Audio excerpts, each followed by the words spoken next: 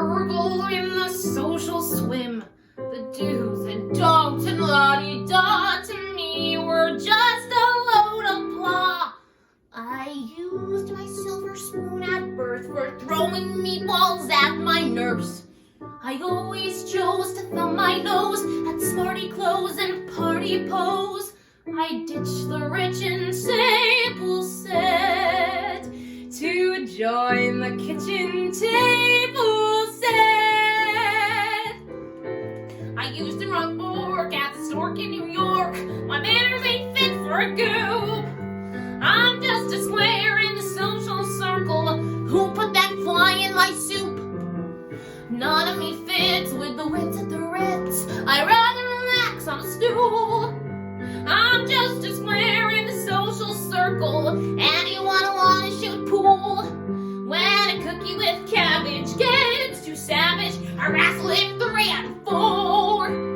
I'd rather a sailor hop in my trailer and show me his naughty galore. Why sure, ladies with frills only fill me with chills. They're soft as a ball of chenille. I'm just a square in the social circle. I got a muscle of steel. Anyone here wanna feel? I'm square as a pear in a boutonniere. Fancy silk won't stay on. I'm designed for run, but I just don't seem to care. And Betty Hutton was just that. She was known for her wacky comedic performances on screen and stage. But before she was Betty Hutton, she was Elizabeth June Thornburg, born in 1921 in Battle Creek, Michigan. But her life was much more than that of the comedic star we know her to be. Her father abandoned her and her sister Marion when she was just 2 years old, and left them to be raised by their alcoholic mother, and they grew up in poverty. Despite her mother's troubles, Betty loved her more than anything. They were absolutely inseparable in spite of her mother's questionable parenting choices. Her mother ran an illegal speakeasy during Prohibition where she had Betty begin performing at the age of 3 to bring in some extra money for the family.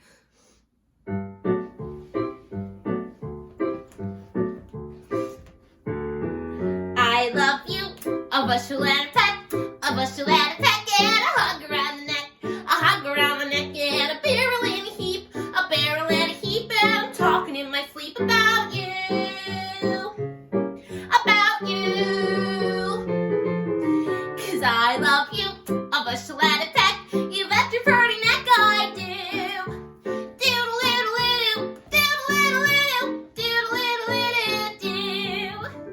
And by 15, she was working professionally in Detroit nightclubs. Her big break came in 1940 when she was cast in her first Broadway show, Two for the Show. It was produced by Buddy DeSilva, who quickly went on to cast her in his next production, Panama Hattie, which also starred Ethel Merman.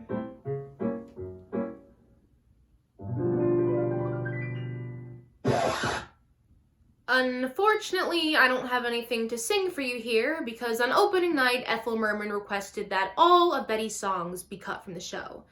Despite having to deal with her co-star, Hutton remained with the show because DeSilva confided in her that he would soon be heading Paramount Productions, and he promised to make her a star.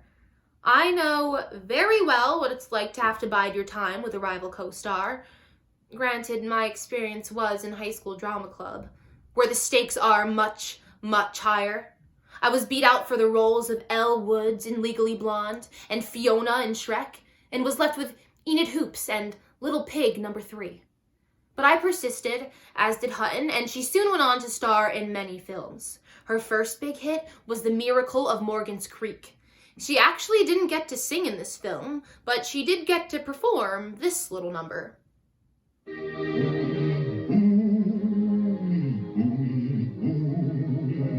Toll the bell in the bay as the wind sang a dirge overhead. On the roll of the waves marked their watery graves. while the bell chimed the toll of the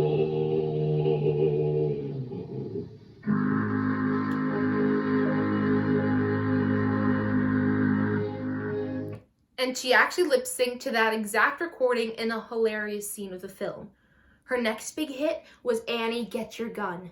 In 1950, she played the titular role of Annie Oakley in a screen adaptation of the musical, a role originated on stage by the aforementioned Ethel Merman. Now, I can only hope that the day will come when they make a live-action remake of Shrek, so I may finally play my dream role of Fiona, and finally stick it to my high school rival as Hutton did to Merman.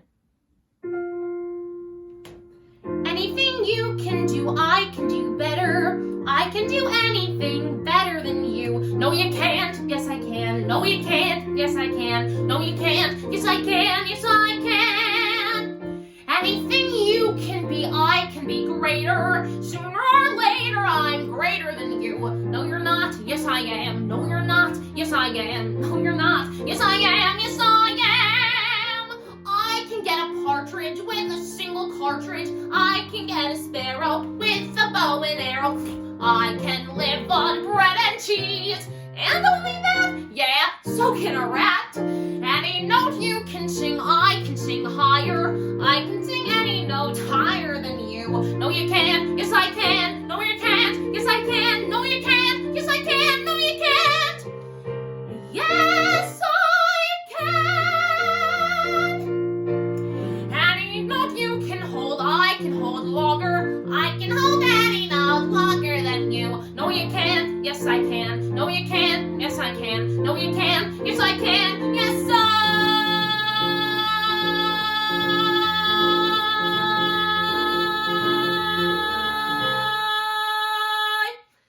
can. Betty had now found fame, but she had also found love. During this time of great success, she was married to Ted Briskin, a millionaire camera manufacturer. He was her first love, so naturally she was smitten.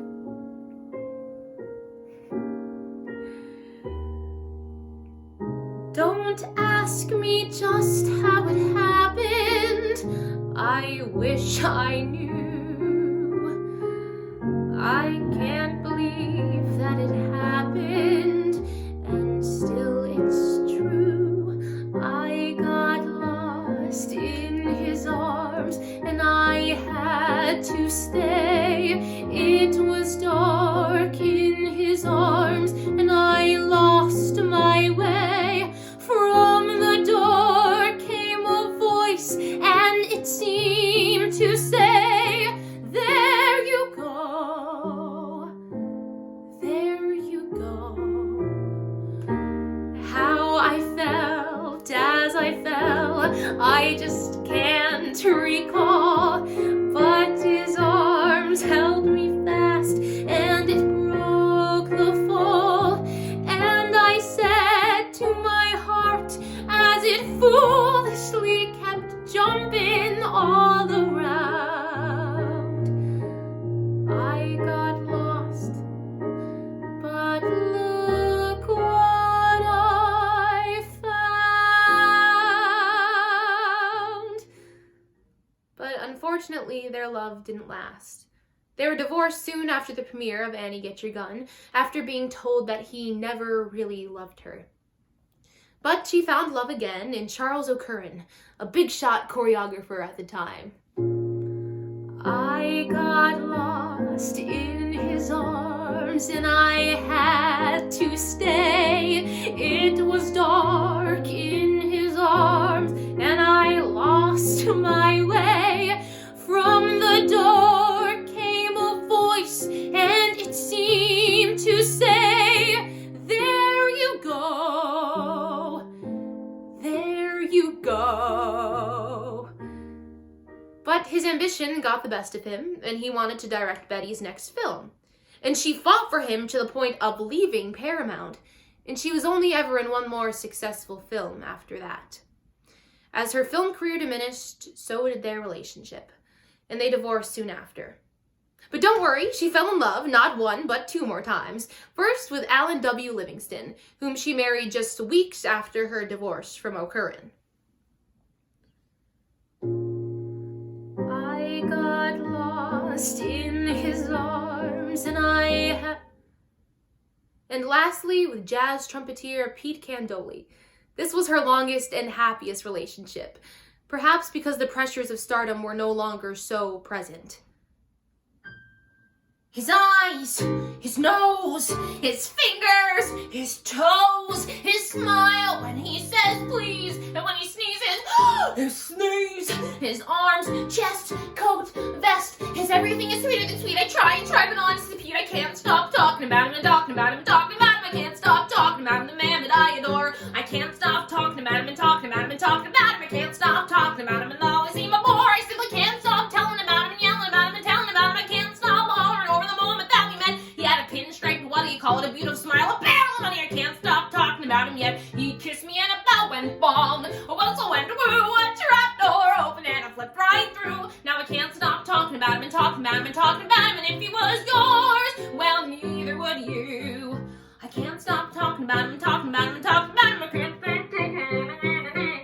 I can't stop talking about him and talking about him and talking about him. I can't stop talking about him and though I seem a bore, I simply can't stop telling about him and yelling about him and telling about him. I can't stop hollering over the moment that we met. He had a pinstripe, what do you call it, a beautiful smile, a barrel of money. I can't stop talking about him yet. He kissed me and a bell went bong. A whistle went woo, a trap door opened and I flipped right through. Now I can't stop talking about him and talking about him and talking about him. And if he was yours, well, neither would you. Stop talking about him and talking about him and talking about him and talking about him until your face turns blue. From talking about him and talking about him and talking about him and talking about him all day through.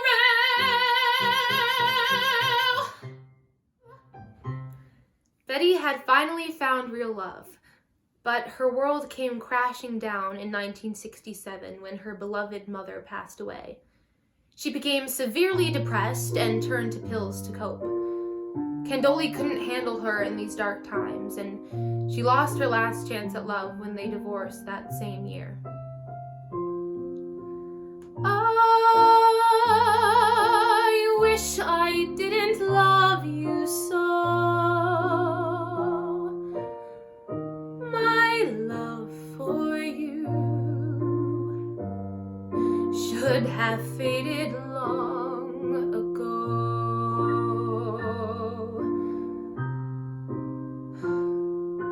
I wish I didn't need your kiss.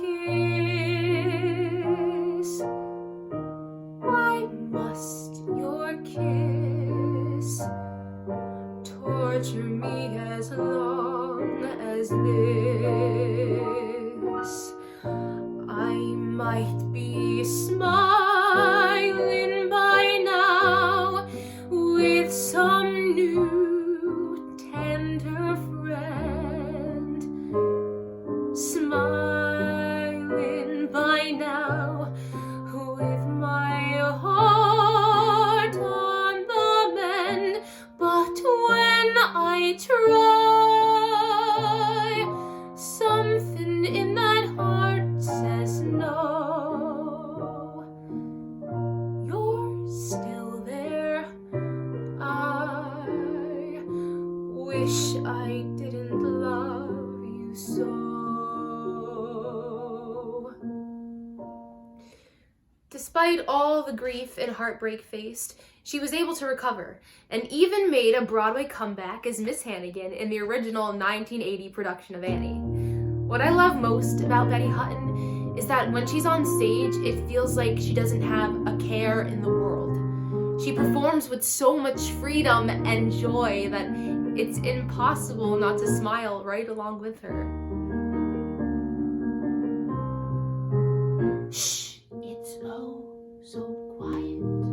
Shh, shh, it's oh so still. Shh, shh, you're all alone. Shh, shh, and so peaceful until you fall in love. Zing boom, the sky up above. Zing boom is caving in.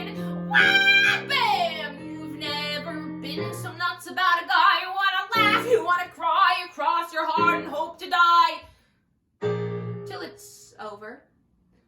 And then, shh, shh, it's nice and quiet, shh, shh, but soon again, shh, shh, starts another big riot. You blow a fuse, zing, boom, the devil cut loose, zing, boom, so what's the use?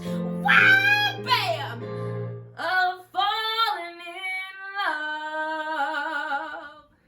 Betty Hutton provided so much joy to people in her performances, and this was an image she had to maintain in her personal life as well. Through all that heartache, she had to maintain a bubbly exterior. Having to be a happy-go-lucky person all the time took a real toll on her. As someone who people generally see as a funny, outgoing person, I can definitely relate to this kind of pressure. When other people rely on you to be an uplifting presence in their lives, it can feel like you're a burden if you express your own feelings of sadness or anger. I imagine this is how Betty felt on an even larger scale. She said she felt trapped by stardom, and she didn't think it was possible for her to have a happy marriage, and this made her feel extremely alone. It's oh so quiet. It's oh so still. You're all alone and so peaceful until you ring the bell. Bing boom, you shout out and yell. Ooh, you broke the spell. Gee, this is swell. You almost have a fit. This guy is gorgeous and I got hit. No mistake, this is it. Till it's over. And then it's nice and quiet, but soon again starts another big riot. You blow a fuse, zing boom, the devil cuts loose, zing boom, so what's the use?